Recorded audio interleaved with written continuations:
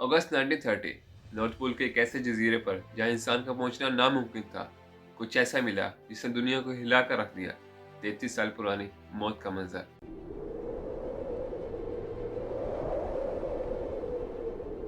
सोचिए, आप 33 साल से मौत की नींद सो रहे हैं, एक ऐसी जगह जहां कोई आपको ढूंढ नहीं सकता, और अचानक दुनिया को आपका कैमरा मिलता है। जब उस कैमरा की फिल्म डेवलप होती है तो वो दुनिया को मौत के उन आखिरी लम्हात में ले जाती है जो 1897 में फ्रीज हो गए थे।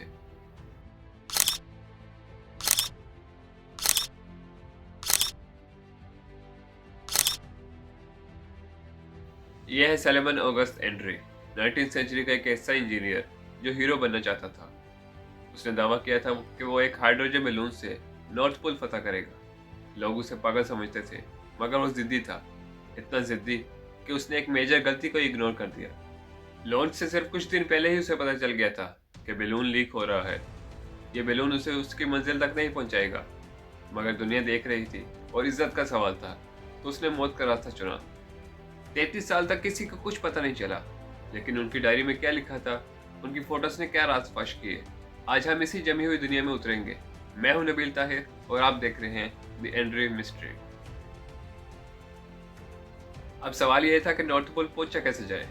एंड्रे ने कहा, हम जमीन पर नहीं, आसमान में सफर करेंगे। तो उसने एक हाइड्रोजन बैलून बनाया, द ईगल। ये कोई आम बैलून नहीं था, बल्कि उस टाइम की टेक्नोलॉजी का मास्टरपीस था। लेकिन उसने एक ऐसी गलती कर दी जो आजकल का बच्चा भी ना करे। बैलून को कंट्रोल करने के लिए एंड्रयू ने ड्रैग रोप्स का सिस्टम बनाया। ये रस्सियां बर्फ पर घिसती थी ताकि बैलून की डायरेक्शन कंट्रोल हो सके, लेकिन टेस्टिंग के दौरान ही रस्सियां उलझ जाती थी। एंड्रयू को दोस्तों ने रोका, मगर वो अपनी जिद पर कायम रहा। हाइड्रोजन, दुनिया की सबसे हल्की गैस, मगर सबसे शरारती भी। एंड्रयू ने बैलून को सिलवाया, लेकिन हर स्टिच से गैस लीक हो रही थी। इन्होंने कोशिश की कि लीक्स को वार्निश से बंद करें, मगर वह नाकाम रहे।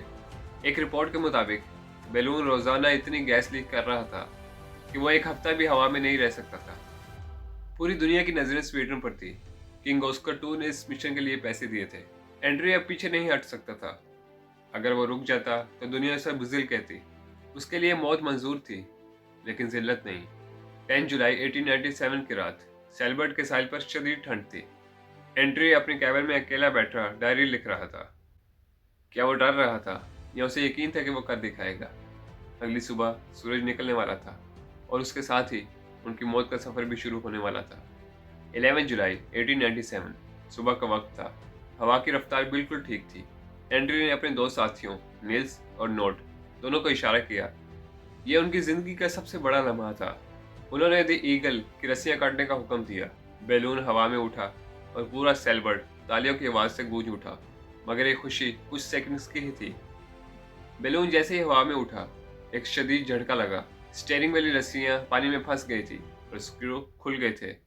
सिर्फ 2 मिनट के अंदर एंड्रयू ने अपना स्टीयरिंग खो दिया था। अब बैलून बेकाबू हो गया था। अब वो नॉर्थ पोल की तरफ नहीं, बल्कि मौत की तरफ बढ़ रहा था। यहाँ एंड्रयू के पास एक मौका था कि वो बैलून को नीचे उतार सके। वो सब देख रहे थे कि स्टीयरिंग कैसे खत्म हो चुकी है, मगर उसने क्या किया? उसने अपना बैलेस्ट यानी रेत की बोरियां नीचे फेंकनी शुरू कर दी ताकि बैलून और ऊपर जा सके, और इसी के साथ उसने वापसी का रास्ता हमेशा के लिए बंद कर दिया। थोड़ी देर बाद वह सफ़ेद धुंध में हमेशा के लिए गायब हो गए। यहाँ दुनिया ने उन्हें आखिरी बार देखा था, और इसके बाद सिर्फ खामोशी थी। हवा में क्या हो रहा था ये हम इसलिए जानते हैं क्योंकि उनकी डायरी हमें ये बताती है। बैलून पर बर्फ जमना शुरू हो गई थी, हाइड्रोजन लीक हो रही थी।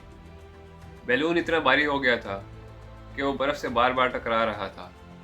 हर टक्कर उनको मौत के करीब ले जा रही थी। और फिर 65 घंटे बाद द ईगल ने दम तोड़ दिया था। बैलून इतना भारी हो गया था कि वो अब मजीद उड़ नहीं सकता था, और एक जोरदार झटके के साथ वो आर्कटिक की सतह पर गिर गया। इमेजिन करें उस लम्हे की खामोशी को, जब वो 3 लोग बास्केट से बाहर निकले होंगे। उनकी चारों तरफ सफ़ेद रेगिस्तान था, ना कोई दरख्त, ना कोई रास्ता, और ना ही कोई इंसान। सिर्फ बर्फानी हवाओं की सरसराहट थी, और वो नॉर्थ पोल से 300 मील दूर थे। उनका वो बैलून, जो उनकी आखिरी उम्मीद थी, अब सिल्क का एक फटा हुआ कपड़ा बन चुका था। यहाँ से उनका असली इम्तिहान शुरू होने वाला था। शुरुआत में उन्हें लगा था कि वो बच जाएंगे। उनके पास महीनों का खाना था, बंदूकें थी, और उनका हौसला बुलंद था। लेकिन उन्होंने एक बहुत बड़ी गलती की। उन्होंने अपने स्लेजेस पर इतना ज़्यादा वजन लाद दिया था कि एक एक स्लेज का वजन 400 किलो से ज़्यादा हो गया था। वो बर्फ़ के उन ऊंचे नीचे पहाड़ों में उन भारी स्लेजेस को खींचने की कोशिश कर रहे थे। हर एक इंच का सफ़र उनसे उनकी पूरी कुव्वत मांग रहा था। उनके जिस्म थक गए थे, उनकी उंगलियां ठंड से सुन्न हो रही थी, मगर वो इसी उम्मीद पर चलते रहे कि शायद थोड़ा आगे उन्हें ज़मीन मिल जाए। लेकिन यहाँ कुदरत ने उनके साथ एक खौफनाक मजाक किया। इंसान जब बर्फ पर चलता है तो वो समझता है कि वो आगे चल रहा है, मगर आर्कटिक की ज़मीन रुकी हुई नहीं है। ये एक बहता हुआ समंदर है। एंड्रयू और उसके साथी पूरा दिन पूरी जान लगाकर साउथ की तरफ चलते, बर्फ के पहाड़ों से लड़ते, स्लेजेस खींचते, मगर जब रात को वो अपना कंपास चेक करते तो उन्हें पता चलता कि वो जहाँ से चले थे उससे भी ज़्यादा नॉर्थ में पहुँच गए हैं। बर्फ का बहाव उनके चलने की रफ्तार से कई ज़्यादा तेज था। वो एक ऐसे ट्रेडमिल पर थे जो उनको मौत की तरफ पीछे धकेल रहा था। ये एहसास कि आपकी सारी मेहनत फजूल है, किसी भी इंसान को ज़हनी तौर पर तोड़ने के लिए काफ़ी है। डायरी के पन्नों में थकन साफ नजर आने लगी थी। नील्स स्टिनबर्ग, जो सबसे जवान था, वो अपनी मंगेतर को खत लिखता था कि वो कभी भेज नहीं सकता था। वो बताता था कि कैसे उनके पाँव में जख्म बन गए हैं, कैसे उन्हें हर वक्त पोलर बियर्स का डर लगा रहता है। भूख और ठंड ने उनका मिजाज बदल दिया था। उन्होंने जिंदा रहने के लिए पोलर बियर्स का शिकार शुरू किया और उनका कच्चा या आधा पका गोश्त खाने लगे। उन्हें नहीं पता था कि यही गोश्त उनके जिस्म में एक ऐसी बीमारी पैदा कर देगा जो उन्हें अंदर से खोखला कर देगी। वो अब सिर्फ चल नहीं रहे थे, वो मौत से भाग रहे थे। 2 महीने 2 महीने तक बर्फ चढ़ने के बाद उन्हें दूर एक काली लकीर नजर आई, जमीन। उन्हें लगा कि उनकी जान बच गई है, मगर ये व्हाइट आइलैंड था, एक ऐसी जगह जहां उन्हें बर्फ बहाव से छुटकारा मिल सकता था। उन्होंने वहां अपना कैंप लगाया। उनके पास काफी खाना था, फ्यूल था और रहने की जगह थी। सब कुछ ठीक लग रहा था, मगर यहाँ डायरी के पन्ने खामोश हो गए। अक्टूबर की शुरुआत में आखिरी एंट्री लिखी गई और फिर 33 साल तक खामोशी हो गई। आखिर उस कैंप में आखिरी रातों में क्या हुआ होगा? क्या वो ठंड से मरे या उन्होंने हार मानकर मौत को गले लगा लिया? वक्त गुजरता गया, 1 साल, 2 साल और फिर पूरी 3 दहाइयाँ। एंड्रयू और उसके साथी दुनिया के लिए सिर्फ एक दास्तान बन चुके थे। लेकिन 6 अगस्त 1930 को मौत की खामोशी टूट गई। एक साइंटिफिक वेसल गलती से व्हाइट आइलैंड की सतह पर रुका। उन्हें लगा कि ये कोई आम जजीरा है, मगर वो जब व्हाइट आइलैंड पर उतरे तो उन्हें कुछ ऐसा मिला जिन्होंने उनका खून जमा दिया था। बर्फ के नीचे से बोट का एक हिस्सा नजर आ रहा था और उस बोट के पास एक इंसानी ढांचा बैठा हुआ था। यह कोई पुरानी बात नहीं थी, ये सैलोमन ऑगस्ट एंड्रयू था, जो 33 साल से इसी इंतजार में बैठा था कि कोई आए और उसकी नाकाम दास्तां दुनिया को सुनाए। जब लोगों ने उस कैंप का जायजा लिया तो वो दंग रह गए। ये कोई ऐसी मौत नहीं थी जो भूख की वजह से हुई हो। उनके पास महीनों का खाना था, फ्यूल था, गर्म कपड़े थे और एक टेंट भी था। फिर ऐसा क्या हुआ कि वो तीनों एक के बाद एक मौत की आगोश में चले गए? नील्स स्टिनबर्ग, इसकी लाश सबसे पहले मिली, जिसे बर्फ की दरारों में दफनाया गया था। फिर एंड्रयू और फ्रैंकल, उनकी लाशें कैंप के अंदर से मिली।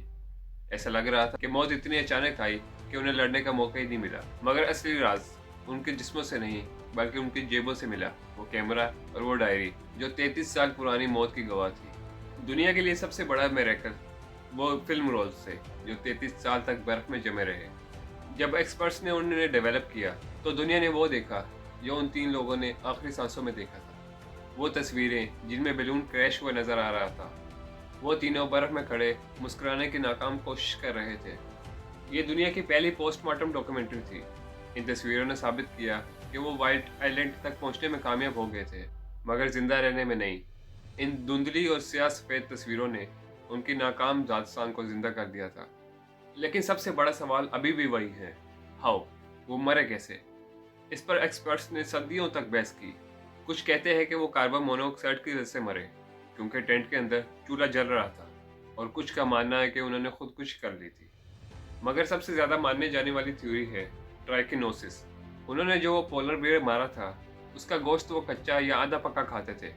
उस गोश्त में एक ऐसा पैरासाइट होता है जो इंसान को अंदर से तबाह कर देता है। वो आहिस्ता आहिस्ता खामोश हुए और उनके फेफड़े जम चुके थे, और एक रात उनकी आंखें हमेशा के लिए बंद हो गई थी। उनकी अपनी ही जिद और भूख ने उन्हें हमेशा के लिए खत्म कर दिया था। एंड्रयू ने कहा था कि वो साइंस के जरिए कुदरत को गुलाम बना लेगा, हाइड्रोजन और सिल्क से बना एक गुब्बारा आर्कटिक के हजारों साल की बर्फ को हरा देगा। मगर व्हाइट आइलैंड पर वो 3 लाशें हमें कुछ और ही सबक देती हैं।